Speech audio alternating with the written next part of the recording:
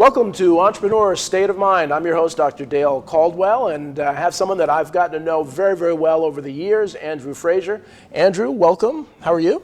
Hey, I'm great, Dale. Thanks for having me. Okay, and Andrew does a lot of things, but Small Business Pro University is something that is really starting to kind of take the world by storm to really help entrepreneurs. So before we get into that, I always like the origin stories. So where were you born, where did you grow up, and how you end up where you are now? Okay, well, born in Pittsburgh, PA, home of the Steelers, and Steeler fan. Really my first business was in fourth grade. Actually, my brother and I ended up having a paper route, and we did that for 5 years, 7 days a week. Wow. And it seems like, it's just a paper route, but you do every single aspect of business. You buy the papers, you sell the papers, you get new customers, you collect money, and really prepares you for a lot of things in business and in life. So you had that entrepreneur state of mind really early on, and so many people had the paper route, and you're right, because it teaches you about business. Was that just a natural inclination, or you just said, we want to make money, or what drove you to sign up for a paper route? Probably the money part. We weren't rich. Hurt. We weren't rich growing up, right. And it definitely helped being able to have your own money. Excellent. Okay, so from there, then you went to high school in Pittsburgh High, or what? I went to Peabody High School in the city of Pittsburgh. Peabody Highlanders, and graduated there and went to college, studied mechanical engineering at MIT. Mechanical engineering at MIT, and he says that so subtly, but Andrew knows technology and numbers and software and other things, and so again, I've just admired you with all the ways you've been able to use your kind of technology background with matching it with people. And so you did that. What was your first job out of school? Well, I got a Navy ROTC scholarship. Okay. So after graduation, actually the same day as graduation, I was commissioned as a naval officer. Wow. And started my service. So it was great experience, learned a lot, and got a chance to see the business side of things. I ran all the business functions for a ship. Interesting. And so where were you deployed? Where? We were out of Newport, Rhode Island. Oh, really? Okay. And we shifted to Philadelphia and then Norfolk. Okay. And really got a chance to, had a chance to do a lot of the traditional things. Went across the equator, so we had the and then went to the Panama Canal and saw a lot of different places, which was amazing, especially at that age. Interesting. And so people really don't understand. So many people have gotten a great global education from the military. Now, I'm a big tennis guy, so Newport has the International Tennis Hall of Fame that I've done some projects with, and the mansions. So did you have time on furlough to see some of the breakers and the other mansions? And yeah, I had a chance to check things out because when I was there, I was a geo bachelor, so I lived on the ship. Okay. So whenever I could get off the ship and do other stuff, I tried to do that. So I got to see the area, and really beautiful up there, but freezing cold in the winter. Yeah, very cold, and very expensive. I mean, it is old money. That's the definition of old money. So after that, that's when you went to MIT. After that, or? Well, before that. Oh, before that. Okay. And then graduated. And then what did you do right after the military? Went and worked for a private company. Okay. In general management and operations, and really got a great experience, and decided that rather than working in the field of engineering, I liked business. Yeah. Because it was solving problems the same way as engineering, but shorter problems, and you could actually see the resolution and continue to build upon what you're doing. Right. So it was pretty exciting. And so after that, now you worked at the Executive Leadership Council? Yes. Yeah, talk a little bit about that, because a lot of people don't know about that, and that is a very influential organization. Okay, well, after the last position, I went and got my MBA in finance from NYU. Okay. And worked as an executive at New York Life for 7 years. Okay. From there, I left and had an opportunity to be the Chief Operating Officer of the Executive Leadership Council, which is really a trade organization for the top African Americans in corporate America. So if you're within 3 levels of the CEO, pretty much, you could be eligible for membership, and really supporting their success and diversity within organizations, helping prepare the next generation, and that's how I got involved with ELC in the beginning, several years before that. And the ELC, the Executive Leadership Council, so these are CEOs and C-suite individuals who are running every major corporation, in America. And so that experience really gave you a connection to the senior leadership to really understand the good, bad, and the ugly of that. And so now, how did you transfer that into kind of this focus on entrepreneurship and small business? Well, really, business is business to a certain extent, but it's really understanding the transition from a startup to working in your business, to working on your business, to working on the future of your business, to finally scaling your business. Right. And as a business owner, you have to evolve. Right. And the good part was I had a chance to work in every level of an organization, where very few people get to do that in their career. So I bring that perspective to working with entrepreneurs and business owners, really help them to figure out how to move forward and understand how their role has to change and how they need to build a structure beneath them, because many of them have never done that and have never even seen that. So their perspective on how to do that, it really helps them to be able to figure out how to grow their businesses. Well, there's a fundamental lesson that you've learned with large and small corporations. I have a number of clients who are Fortune 500 companies who were entrepreneurial organizations, but are trying to transition into publicly traded companies and are having difficulty because they're not letting go of the entrepreneurship side to really become a business. And so you see that at the smaller level too. There's a certain style of leadership that you have to really grow a startup, versus a scaling organization, right? Yes. And that's what you really have become an expert on to really work on. Yes. So after that, and I think it's important because for the audience, I want them to understand, because many of them are sitting where you are, say, well, I'd love to consult or have my own business. What is the path to this? And so right after that, when did you start really advising the small businesses? Really, when I left the Executive Leadership Council, I worked on actually buying a business as well as consulting and coaching with entrepreneurs and business owners. So, learned a lot through the process of buying a business, but made several offers, but just never was able to close for different reasons. But seeing so many different businesses and then working with so many different business owners, you start to see patterns in terms of their challenges, in terms of what works and what doesn't work, and how your role as a business owner, how it changes and how you evolve over time. Well, I really want to get into, you've put together some just amazing publications, and obviously you have your online entrepreneurial platform. But as you look at things, I like to start, at 50,000 feet. Entrepreneurship is so important to America, family businesses and entrepreneurship. Having seen the biggest companies in the United States or in the world, and why don't you think we value entrepreneurship more than we do in society? Any thoughts on why is it that we don't recognize that these are the backbone of this country? Well, I think part of it is, as an entrepreneur, business owner, you're so busy that you're sort of in your business so much, so you don't get the visibility. And then it's a struggle. Sometimes you're doing well, sometimes you're not doing well. And so, you don't have the ability to, really be visible, spend time lobbying like big businesses do. A lot of times they'll invest in their local communities, but, not really investing on a larger scale, either due to lack of funds or time or connections. So, I think that, a lot of things, politics is different than business.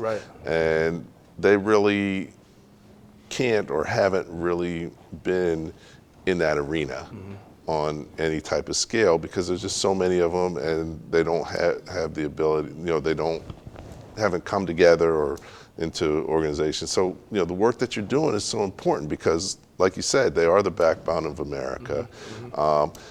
They don't really get into the political realm nearly as much as as they could Right. or should, and really just letting people know about how valuable it is, how buying from a small business doesn't just give you your product or service, but it supports your community. Yeah. And it helps provide jobs because Exactly. the net most people work for small businesses, Right. and small businesses continue to hire even during the pandemic. And it's hard. And that's part of the thing that frustrates me is that politicians don't often know how hard it is to run a business. They think you're a multi-million-dollar business, you have money to burn. No. And I often said, I've said it a few times on the show, if every politician in America had to have made payroll, this would be a very different country because they would understand people not sleeping and people borrowing from Peter to pay Paul so they could pay their employees before they get paid. That's entrepreneurship. And so let's talk a little bit about some of the resources you've developed. I really love the resources that you've done. So what do you have here? What are some of the books that you've put together? Okay, well, my first book is Running Your Small Business Like a Pro. And really, that took me 5 years to write. It was, your first book, as you know, is the hardest one. Right, exactly. Let me take a... But it really took the work of working with 500 plus business owners. So 500, wow, that's great. Looked at the patterns that I've seen and really broke down the things that they needed to know in terms of, how did they get where they are now? What's their most important job as a business owner? What is their greatest fear? And then, is it your employees or are you crazy? Because, definitely managing people is a challenge for small businesses, and just, important things about financing and retirement, all those things that you need to know as a business owner, but where would you have learned them? Who's teaching you that? So many business owners don't know those things. Right, and so as we look at the chapters in the book, have you broken it down in a particular way to kind of, I love the questions you ask. How did I get here? What is my most important job? What is my greatest fear? Where will I find the money? So these are questions you probably have heard over and over and over again from your clients. Yes, I mean, it's based on what I do coaching, consulting on. Every chapter I've got examples, a couple examples of each.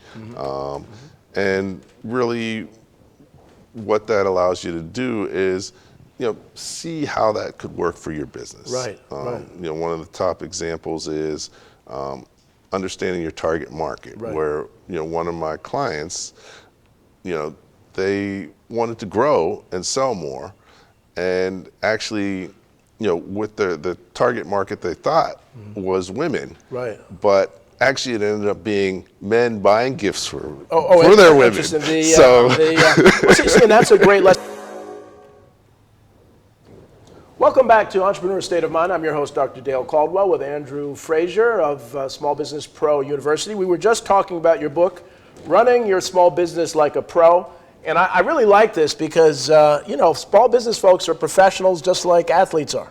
And the way you treat them as professionals is very good. And we were just hearing a story about one of your clients who thought their market was women, their target market was women, but in fact it was men who bought gifts for women. And so what are some of the tricks for a small business out there that's trying to identify their target market? What are some of the things they need to do? Okay, well, one of the most important things is understanding what a target market is. Right, and okay. What I found, most business owners don't even know what a target market is. So how can you do something effective if you don't even know what you're doing? Right. So what is a target market? What would you tell a business owner? So really it's the people who are most likely to buy your product or service. That's the first half. Right, okay. But the second half is most important, is that you have the time, money, and resources to market to effectively.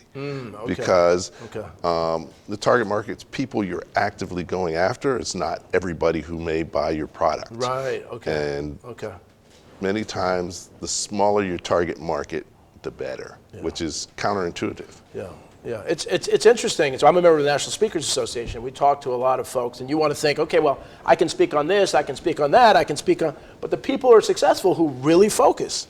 it really is counterintuitive because you think if I have more options, people are going to buy more. But they really buy more if you're really, really focused. Yes. And why is that? Is it because you just become really good at that, or what is that? Why does that work? Well, there's a few things. You know, one is your brand. Right. You know, Right. it's hard for people to remember you if you do everything. Right. You know, a lot of times you get business through referrals. So Right. they're like, you know, that's the pizza guy. Right. So if you make pizza, hamburgers, all that stuff, you know, then you're competing with all those places. Right. But, you know, if people can specifically understand who you are and what you're doing, and people have short attention spans. Yeah, So you've got yeah. 5 or 10 seconds. So if you tell them 5 or 10 things, Right. They're lost. they're not going to remember. So, you know, your brand, having people understand what you do, remember what you do is key. And then you can do it better than everyone else. Right. Because you can't be an expert at 20 things. Right. You know, you can, you know, people want someone who's an expert at what they need at the time. Yeah. So yeah, like you said, especially as a small business, you have to focus a lot. Right. As you grow, you can widen your scope, but you know, early on, through setting up your business to moving it forward until you get to the scaling phase, you really are trying to focus more closely rather than expand. What you're doing. Well, tell me, you have 2 other publications. So what are those? What are those books? Okay, well, the first book people really liked and found it valuable, but to get more out of it, I put together a workbook. Okay. So, Nice. Okay. one of the things we talk about is your greatest fear as a business owner, Right. which is numbers and analysis. So, in the book, we talk about your financials, your financial statements, what you should look for, but just reading about it versus doing exercises on it, that really helps you to understand it better. We also have the 60-second commercial format. Right. And This in is here, great. Real good exercises. Yeah. you can create Very your own. interesting. So it allows you to really take what you read about and actually employ it for you and for your business. Excellent. And then the final book is. Yeah, this is my most recent. It's not even available yet. Oh, it's not? Okay. The Masterpreneur Playbook. Okay. And really, we talked about is there's 5 steps to growing your business. Yeah. And, really laying out what those steps are, but not only what the steps are, how do you transition through them? Well, walk us through those steps again. So that's really important because people don't think of it, and they need structure. People really need structure. So so what are the 5 steps? Okay, well, first, you're really working on the concept of your business. Okay. How do you start a business that can be viable? Right. And But you could even be in the business and be working on the concept of your business. a lot of times you are. Yeah. There's overlap between the steps. Yeah. And each stage, you have certain things. There's a certain challenge that you have to overcome. Right. There's a certain goal you have to achieve. Right. There's a certain role you have as a business owner. Right. There's a certain structure that you need to have within your business to support that role and move into the next role. So each step, I lay out what those things are. Wonderful. Because most business owners get stuck somewhere. Right. And it's because they don't really know what the next step is or how to do the step that they're currently on. So this lays out those things. So working on the concept of your business, next working in your business. Yes. So I love that. So working, you're working on your business, but you're working in your business. What's the difference? Really, working in the business is getting your business started, and your goal is really to create a viable market for your product or service. So you have to, as you're looking for your target market, you're going to try different things. Right. And, working in your business, you're figuring out, where the right spot is that you can grow your business, where your value proposition is, who values it the most, and, being able to sort of get to a point where you're making some money and your business is viable. Right. And then you're working on the future of your business. Once you've done that, mastered that, then you're... Well, actually, you start working on your business from there. Well, I'm sorry, working on your business. So, right, working on your business. Yeah. So you're in your business and then on your business. Okay. Right. And that's really, you have a viable business. Right. But now you have to optimize it. You have to create processes and procedures. You have to set the structure so that you can grow. Right. Because a lot of businesses go out of business because they end up growing too fast because they don't have the structure, they don't have the team, Right. they don't have what's in place to be able to grow successfully. Right. Okay, then on the future of your business. On the future of your business, once you have a business that's viable, you optimize that business, then you have to work on growing your business. But you have to plan. Right. So right. it's really about planning, creating projections, really developing a strategic plan, just really setting in place, and you're focused on the future. Right. And then working on scaling your business. Right. So once you're working on the future and you have your strategic plan and your plan in place, you have to implement it successfully. Right. Strategy's important, but it's not sufficient, as Terry Trevick says. Yeah. And so implementation, that's a whole different skill. Each one of those has a key skill that you have to have as the business owner. You have to evolve and continually learn, or you're going to get stuck. You can only go as far as you're prepared to take your business. And I love the way you just lay it out so wonderfully. So now you've developed an online system. So it's not just enough to read the book and meet with you, but so talk about the Small Business Pro University. Okay. Well, I mean, at the end of the day, there's so many things you need to know as a business owner that you can't possibly know them all. Right. So, I've laid out some of the things there, but I don't know everything. So, with the university, it allows, us to provide even more perspective and expertise. We've got over 50 courses now.